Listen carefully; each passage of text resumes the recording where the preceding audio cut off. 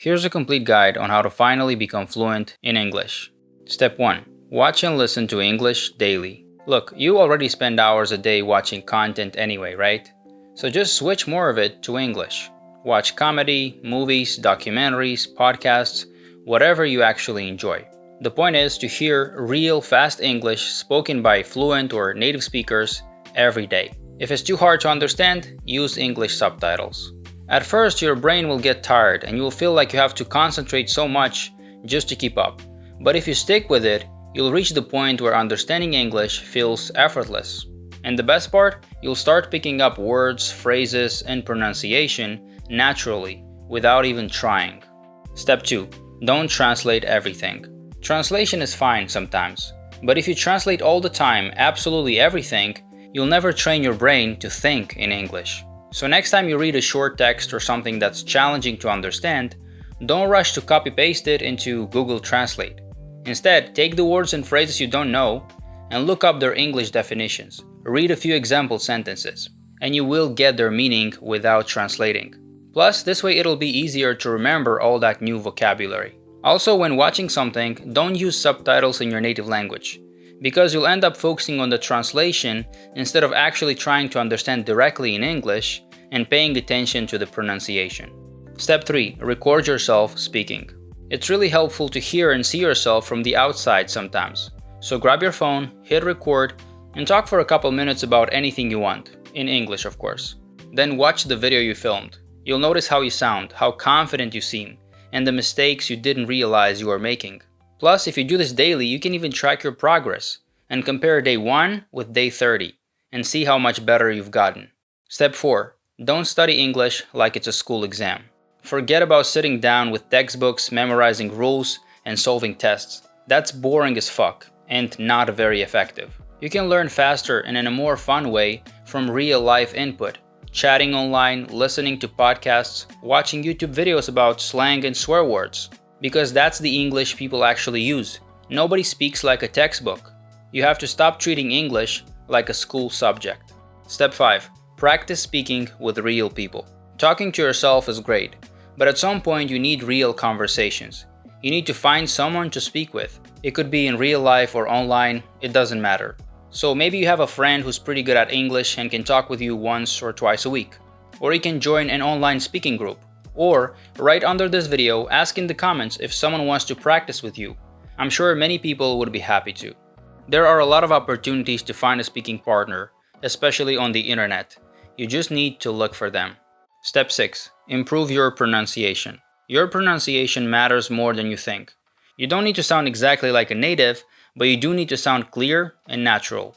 Even if your grammar or vocabulary isn't that good, with decent pronunciation, people will understand you, and you will sound fluent. Decide which pronunciation you prefer, American, British, or whatever, and then watch content in that accent. Try to imitate it, and practice it when you speak to yourself or others. Another great exercise is to pick up a book and start reading out loud, really focusing on how you pronounce each word. Step 7. Expand your vocabulary. If your sentences and conversations are always short, it's probably not because you have nothing to say. It's just because you don't know enough words to express your opinions. Now, what you need to do is learn new vocabulary. And for that, you don't need to search the internet for random word lists. Just make sure that whenever you read books or listen to podcasts and you notice new expressions, slang words, don't be lazy. Google them. Ask ChatGPT to explain what they mean. Then take notes and practice all those words until they stick. Over time, you'll build a bigger vocabulary, which will let you be more interesting in conversations, explain your point of view more clearly. You'll just sound smarter. Step 8. Learn some basic grammar. I know you've heard that grammar isn't important, but that's not true. If you want to speak correctly, if you want to know how to talk about your past experiences, your future plans, and understand what the heck the difference is between I did and I have done, you need to learn the basics. Luckily, you've got YouTube, which is full of great videos about English tenses, articles, pronouns, and much more. Here's an important tip to keep in mind. Don't memorize grammar rules, but try to understand how they actually work. You don't need to know the definition of the present perfect. You just need to know when and where to use it.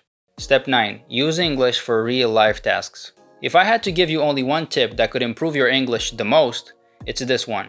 Do the things you normally do, but switch them to English. Change your phone language. Text friends in English. Journal. Play video games. Sing songs. Even write your shopping list in English. By exposing yourself to the language, you make it impossible not to improve.